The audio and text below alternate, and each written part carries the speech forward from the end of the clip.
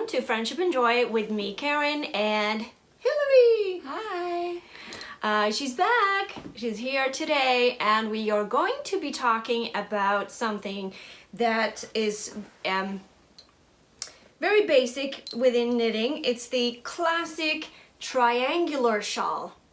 Now, you can do the triangular shawl in so many different ways. Now, Hillary, you're working on a beautiful piece. Yeah. It's not, Hillary's piece is not the most basic. She's doing a little bit more advanced variation of this shawl, but it looks beautiful, Hillary. Thank you.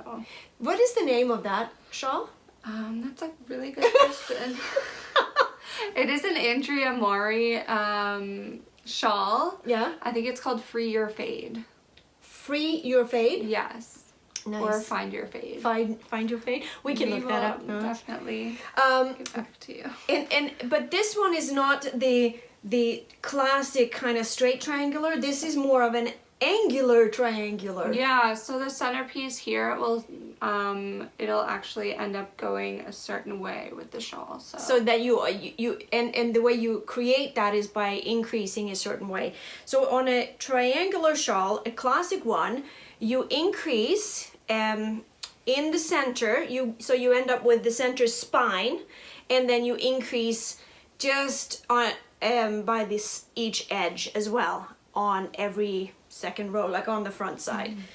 So that is how you end up with that. Now, what kind of yarn are you using for yours? I'm using a combination. So the first one was sock yarn. It was, I'm pretty sure, a cotton blend. And then this one is more alpaca, just pure merino wool. So beautiful. You can feel nice a bit of a difference. Yeah. And you have a little bit of a lace pattern in yours here too.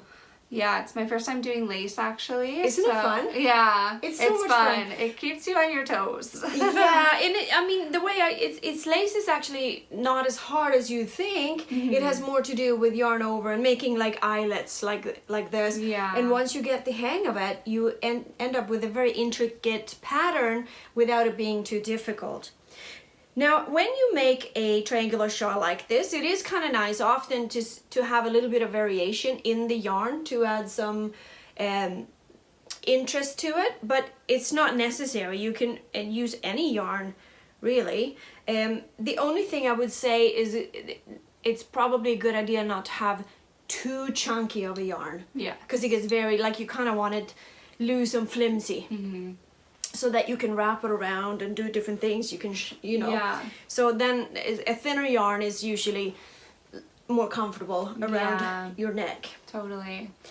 But that's kind of why I use the sock yarn, just like for the very beginning, because I knew if I used it in like the bigger pieces that it would be a little too stiff. Too stiff, yeah. So. But another thing with these, the more you use them, the looser they become. The more you wear them and whatever, so they're like soft and they get more pliable as you're using them. So the basics of any triangular shawl, this one I knitted without a pattern, and I just did whatever I felt like every so many rows. I don't even think I counted the rows. The idea is that you cast on and then you increase on every right side row. When you do a triangular shawl is that you increase, like I said, at this spine, and you increase at the ends, and in between you can do whatever pattern you feel like. You can knit it in stockinette stitch, you can add a few rows of garter stitch, I don't know if you can see that here, yeah, there you go, and you can make a row of eyelets. But I'm going to show you how to begin the most very simple basic way on how to do that. So it's always good to have a circular needle for when you do a shawl like this, because you will be ending up with so many stitches around. I begin usually by casting on 9 stitches, and then I do 4 rows of garter stitch meaning you knit each and every row. So now I have knitted my 4 rows of garter stitch, and I'm going to be placing some markers here now on to my work. And I find it sometimes easier to just place the markers first. You can do it as you knit the first row here, but I'm just gonna set up, I'm gonna do 3 edge stitches, and then we place 1 marker there, and then we'll do 1 marker. We have our 3 edge stitches on the other side, and we'll place a marker there. And then we're gonna place 1 marker on either side of the center stitch here. And that way we have no confusion. We know exactly where to do our increases. So now we're set up. And now the shawl is going to be growing in between these 2 markers. And between these 2 markers, we're gonna end up with an increase and a triangular wedge going between those. So the 3 first edge stitches, they are knitted always, both on the front side and on the back side. So you begin by knit your 3 edge stitches, 1, 2, 3. And then you do your increase, and then you knit to the next marker, which on the first row will be right away. And then you do your next increase. You knit the center stitch, and right after that stitch marker you increase again, and then you knit to the next stitch marker and you do your increase, and then you knit your last 3 stitches. Now this is going to be growing and growing in between, so it'll make more sense in a minute. Now, row number 2, the back side, the wrong side is always knitted the exact same way. You knit the first 3, and then you purl all the stitches until you get to the last 3 increases, or side stitches. So here I am now, I'm going to purl all the stitches, and these are the yarn overs that we did. You just purl them like a regular stitch here, and then you purl the center stitch, and you purl all the stitches here until the very end, just before your 3 last edge stitches, and you knit those. And from here on end, it's pretty much all the same thing until you want to do a change, and you decide what change you want to do. But for now, I'm just going to keep going in stockinette stitch and knit my first edge stitches here, if I can see it. Knit the first 3, yarn over, knit to the next stitch marker, yarn over, knit the center stitch, yarn over, knit to the last stitch marker, yarn over, and knit the last 3. And so on and so forth. So here you can see how it's starting to look. This is the top part. This will be the top of the shawl, and then the triangle is working its way out this way. And you can't really see that right now, but yeah, it's gonna grow from here. We have 2 wedges growing out, and I have chosen to do between my increases here, I'm just doing a plain stockinette stitch. You can of course do garter stitch, you can knit everyone, you can actually start doing different patterns in here, like tuck stitch or bee stitch or anything like that. You can also add a couple of rows of just garter stitch to end up with these stripes in the shawl, to add a little bit of variation. And the eyelets here that I have in this triangular shawl are a very nice little effect, and it kind of is something to break it up. So I'm going to show you how to do that. The sky's the limit. Your imagination is the only thing that's holding you back. You can do whatever you want because this is your shawl. So I'm going to show you how to do these little eyelets. So on the right side, we're on the front here. Start again, begin as usual with your 3 edge stitches, and then you do your yarn over. And then instead of just knitting, you will now knit 2 together. There we go, knit 2 together and yarn over. Knit 2 together and yarn over all the way to the edge stitch. Not the edge stitch, the marker, I mean.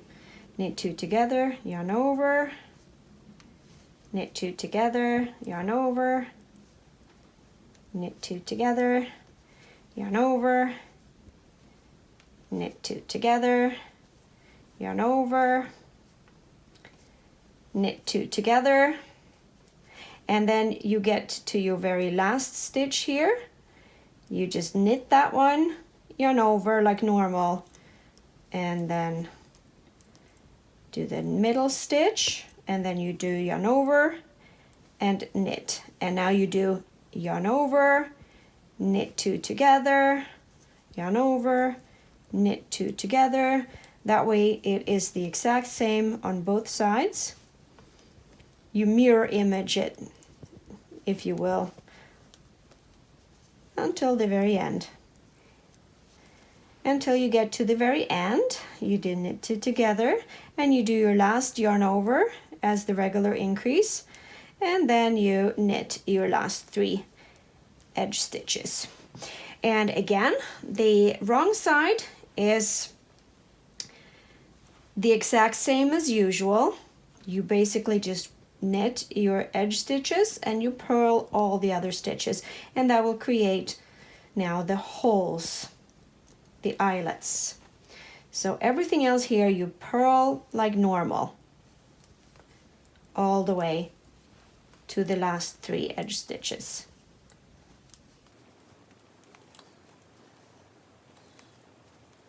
Explaining, I've learned Do you? from you. Okay, and then you knit the last 3.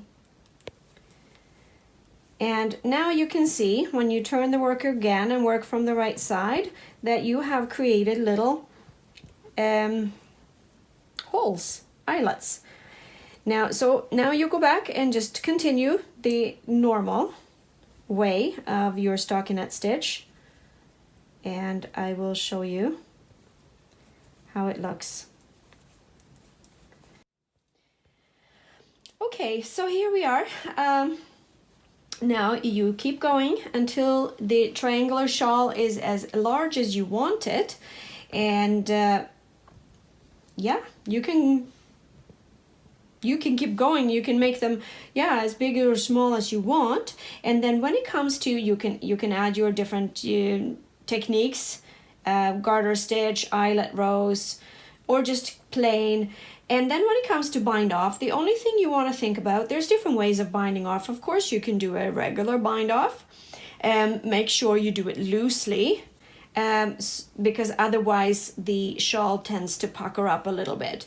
So whatever you do as far as bind off goes, you want to do it loosely. Now, I prefer to do a picot bind off on these particular shawl, and I'm going to show you here. A picot bind off is a little, it creates a little tiny bump like this here. It's hard to see, but you see these little, yeah, these little bumps. And it's a good bind off to do on a shawl like this because it tends to not be too tight when you see them. This one is used so much you can barely actually see those bumps now. But I'm gonna demonstrate how to do a picot bind off. You basically do 2 increases. I like to do 2 increases. So you go into your stitch and you pull some yarn through, and then you place that onto your needle, and then you get 1 more stitch through and you place that on the needle. So basically you've increased by 2 stitches, and then you bind off those 2 stitches. 1, 2, and then I like to bind off 3 more. 1, 2, and this we don't need anymore. 3.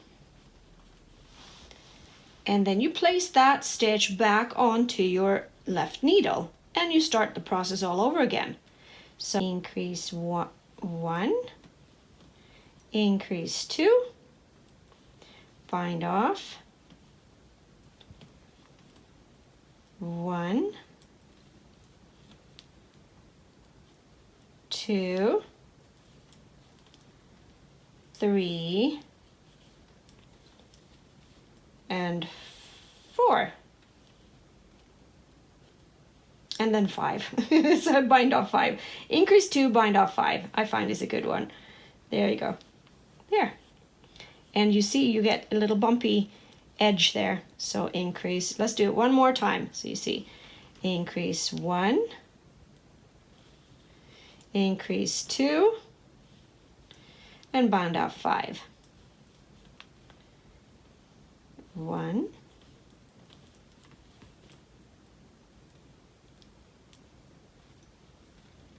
2, oops, 3, 4, and 5.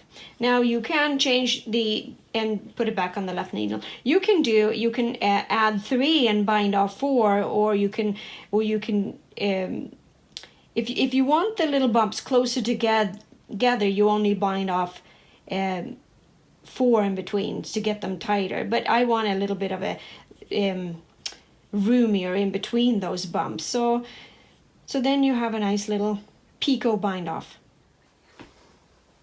So now you know how to make a triangular shawl. Let your imagination run wild and go for it. Have fun. Yeah, exactly. Until next time, bye. Bye.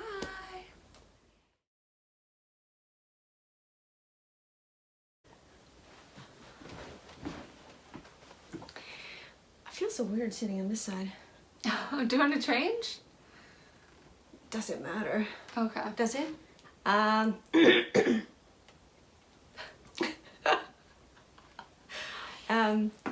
Hello and welcome to Friendship. Oh, I'm looking in the wrong spot. This is actually where the hole. That's why I always look like cross-eyed in there. Oh. So this is actually the hole. Oh, right. Oh, maybe I'll just let it out. I can't handle this. Sorry, Hillary. Triangular shawl. Let your imagine. Okay. It's because it's not in the usual spot. That's a little better.